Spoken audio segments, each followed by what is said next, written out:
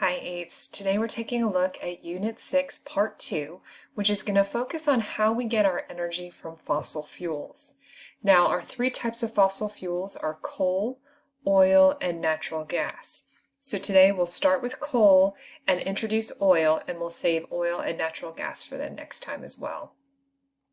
So to start off with coal, one of the key reasons why we focus on coal is because it is a big source of how we get our electricity in the United States. So right now it's about 32% of US electricity comes from the production of coal. Now you can see down here on this graph that coal has been a leader of our energy. But over the last 5 years or so, natural gas has just started to surpass coal as a source of energy for electricity. But coal is still a primary source of how we get our electricity. Now over here, this graph shows us the distribution of coal around the world. It is our world's most abundant fossil fuel, which might explain why it is used so much for electricity. And the United States is a leader in how much coal that we have worldwide. So these are the reserves of coal that we have.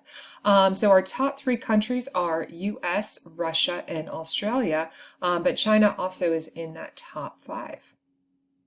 Now how coal forms, and I'm going to show this to you in an animation, but essentially where coal forms means that it used to be a swampy land area. So what happens is the plants, they died, they partially decomposed, and they were exposed to high heat and pressure. So I'm going to take a moment and show this animation of how coal forms. Now this is going to go relatively fast, but here we have our swampy land area. These plants are going to die, decompose, and become buried. So there's their burying. They become layered under sediments. That adds the heat and the pressure. And you can see that it forms in this horizontal seam. So I'm going to play this again. Just so we can see the different levels of coal that form. So we do have different levels of coal that are tied to how long they've been exposed to that heat and pressure. So initially we have peat, then lignite, and then after more heat and pressure, bituminous, and then our anthracite forms. So that does a good job of showing the breakdown of how coal forms and becomes more and more of a higher level of coal through time. Now in that animation you can see that it forms in a horizontal seam underground. So that means for the most part when we mine it, we either go with underground mining and we build those tunnels, or with strip mining where you can clear away the top levels and then you can access that horizontal seam. Now our different levels of coal are based on how long they've been exposed to that high heat and pressure. So we start off at the very bottom here with peat. So peat isn't really considered to be coal yet. This is that partially decomposed material. You can burn it for fuel. Lignite is our lowest quality, so that's going to have the least amount of energy in there, as well as more of our waste products. Followed by subbituminous. Bituminous is probably one of the more common types of coal. And then anthracite is our highest quality coal. So I always try to remember our levels of coal is that if you want to get the best grade in a class, you're going after that A, and that A stands for anthracite. If you can't get the anthracite, you'll settle for a B or bituminous. The prefix sub means below, so below bituminous. And then lignite starts with L, so that's our loser, our lowest quality coal. Now the problems with coal, we often will hear these as a problem with the use of fossil fuels. You'll often take a look at coal. Now one of the issues is that when you combust coal, you create CO2, carbon dioxide. Now the reason that we are concerned about carbon dioxide is because of its tie to global warming. So as you can see in this graph, as the CO2 concentration increases, and that's our white line here. So from 1880, around the time of our Industrial Revolution, out here to 2016, and now we're even a little bit higher up here. With our coal production, what we're seeing is an increase in temperature. So there is a correlation between increased carbon dioxide levels and an increased global temperature. So our CO2 is tied to global warming. Now, another air pollutant that comes out with the burning of coal is SO2, sulfur dioxide. Now, SO2 can directly harm human health. It is a respiratory irritant. And as well, one of the concerns that we have about SO2 is it leads to acid rain. In the atmosphere, it can create sulfuric acid, which lowers the pH of our rain and leads to acid rain, acidification of our surface waters, soils, and it can harm buildings. Now, particulate matter, this is a respiratory irritant. And particulate matter, we can breathe that deep into our lungs, and it can cause respiratory irritation and respiratory problems. Another thing that might occur with coal are toxic metals. In particular, mercury is released when we burn coal, and mercury is a neurotoxin. And so there are ties to mercury poisoning in areas that have a lot of coal burning because that can land into our waters and biomagnify up our food chain. And then finally, it is radioactive. A large pile of coal, it is giving off radiation as it goes through its half-life. But the reason why we continue to use it is our most abundant fossil fuel. It's very easy to transport and safe to transport, and there is a lot of energy in a compact source. So how we try to reduce some of these problems is we use a scrubber. Now, a scrubber, the primary thing that a scrubber removes is sulfur dioxide. That's its primary course. A lot of times what will happen is that you'll also have an electrostatic precipitator that will help you get rid of particulate matter. So we can get rid of two of our problems with this scrubber. So how this works is you burn your coal here. You have all of these coal particulates that go up into our exhaust. So a scrubber is something that is done after the burning of coal. And so the particulates and the gases will go into our scrubber. And here in our scrubber, we add calcium carbonate. And that calcium carbonate will react with the sulfur dioxide, and it will create a slurry, kind of a liquid mess that then you can dispose of. So it precipitates that SO2 out and turns it into something that can be thrown out.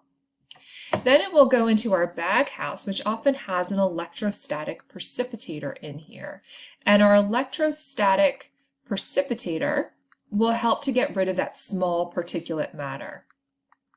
So when it goes through here, it will go through a series of chambers that uses static electricity to get rid of our small ash and get rid of our particulate matter. So then what comes out of our exhaust is much reduced SO2 and PM, but you do still have carbon dioxide and mercury in here. So we do still have some of our problems. So to help to reduce this, one thing you can do is use a better coal. So burn anthracite when you can. You can also spray it down before you burn it, so you can literally clean it before you burn it. And one technology that's starting to get a lot of attention is something that's called capture and sequester. Now, the goal of our sequestering is for CO2 removal.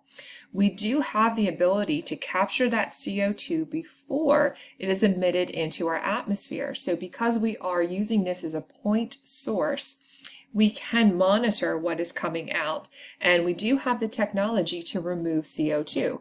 Now, there are several methods of doing this, but I'm going to show this quick video that describes one way. The world needs to sharply reduce emissions of carbon dioxide gas, which traps heat in the atmosphere.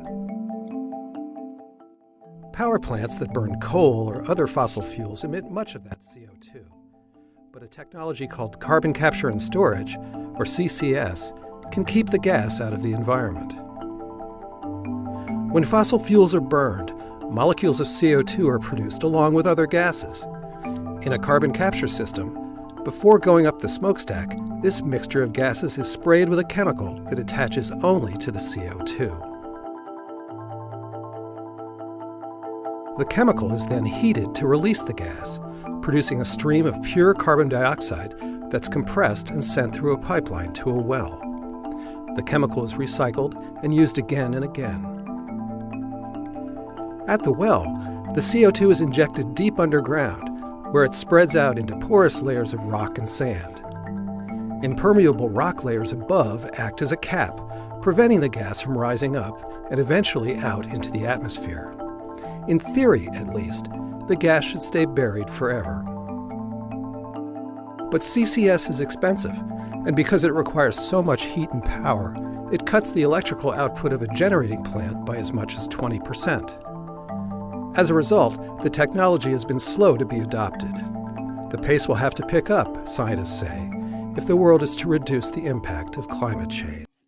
So that video does a good job of showing one of the ways that we can use to capture that CO2. So knowing that that technology is there, we just need to take the steps to make it a required technology.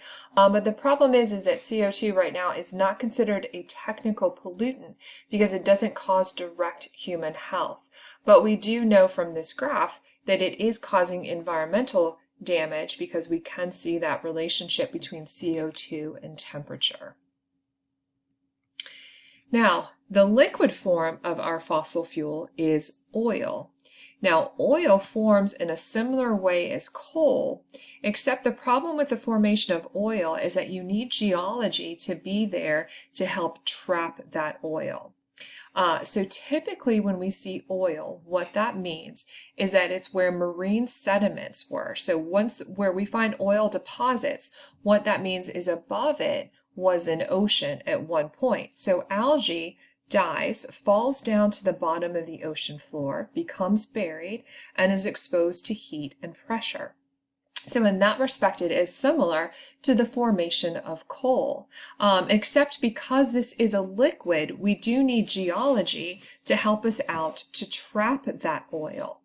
So with our oil formation, what you see is that it needs to have a source rock. So down here, this shale is our source rock. So this is where that marine sediments were buried and decomposed. They were exposed to heat and pressure to become liquefied. And the liquid will spread out. So the liquid moves into this reservoir rock. So this is where we tap in and we find our oil. Now, if you notice, this rock formation has a upside down U-shaped. So what happened here is there was plate tectonics at play that pushed that rock together. So it compressed that rock to form that anticline, or you have what's called a slip fault where a fault line fell and it trapped that oil. So you do need to have a trap for that oil to be caught in. So you need the source rock below, you need a porous rock above, and then above that you need a cap rock, which is impermeable to this oil because you need to cap it off. It's formed under pressure, so if you didn't have that cap rock, it would just continue to rise up. And if you didn't have this anticline, it would continue to spread out, which is why oil is not as common as coal, because you need the right geological formation for it to happen. So it starts off as marine sediments that get buried. They're exposed to heat and pressure. It collects in our porous rock, the reservoir rock, but it also has to be capped by that impermeable rock. Now, one thing that forms with it often is natural gas, so we'll pick up on natural gas in our next lecture. But the spread of oil, you can find it most often our biggest region for oil is actually in the Middle East, which is often the area that you associate with it. But as far as countries go, one of our biggest countries for oil is actually Canada, and that's why North America is so high up here, as well as countries in South America. So our North and South America region do have some high reserves of oil as well. Now, the way that the countries are classified as having oil reserves, this varies on a much greater scale than coal does, because the price of oil can vary so much, and our different reserves of oil might be more difficult to get to than others. But this is one of the more latest breakdown of countries for reserves of oil.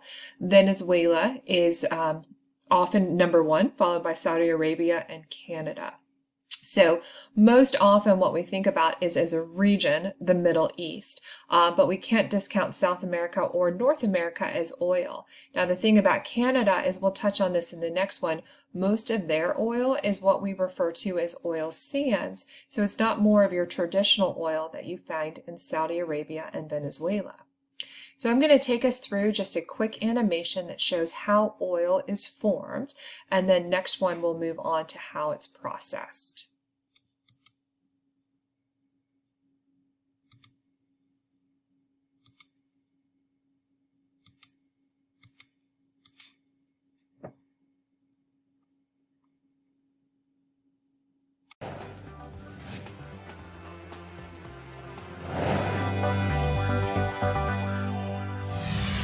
What drives our cars, buses, and planes? Powers our electricity and allows us to cook our food and heat our water. Most of today's energy needs are met by fossil fuels like coal, oil, and gas.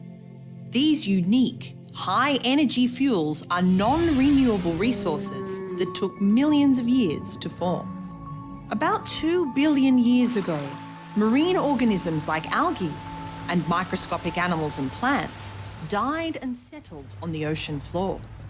Beneath other sediments in the ocean, and in the absence of oxygen, these fossils changed into a substance called kerogen. Under heat and pressure, kerogen gradually changes into oil or gas. The whole process usually takes at least 1 million years. At the molecular level, oil and gas are hydrocarbons made up of hydrogen and carbon atoms. The constant pressure and movement of the Earth's crust squeezes oil and gas through the pores or spaces within rocks. Some oil and gas reaches the Earth's surface and seeps out naturally into land or water. Often it is trapped beneath the surface by impermeable layers or rock structures, like faults and folds. Within the crust, oil or gas deposits build up and form reservoirs. Reservoirs are like vast sponges filled with oil and gas. They can be as large as a city. To find oil and gas deposits, geologists use a number of different survey techniques, including seismic surveys, gravitational surveys, and geological mapping. Seismic surveys use reflected sound waves to produce a 3D view of the Earth's interior.